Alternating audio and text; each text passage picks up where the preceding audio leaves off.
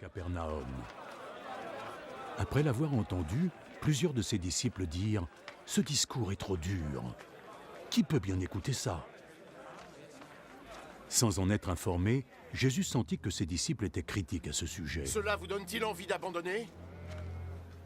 Que se passerait-il alors, si vous voyez le Fils de l'homme retourner à l'endroit où il était auparavant? Ce qui donne la vie est l'Esprit de Dieu. L'homme en tant que tel ne sert à rien. Les paroles que je vous ai transmises apportent la vie et l'Esprit de Dieu.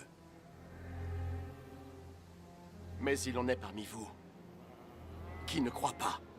Depuis le tout début, Jésus savait qui étaient ceux qui ne croiraient pas et qui était celui qui le trahirait.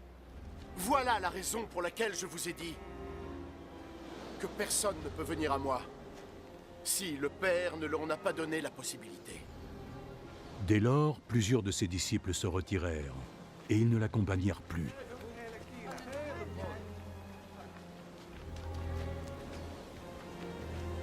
Et vous? Vous ne voulez pas partir aussi? Seigneur, et vers où irions-nous? Tu as les paroles qui donnent la vie éternelle. Et désormais, nous croyons et nous savons que tu es le seul et l'unique, l'envoyé de Dieu.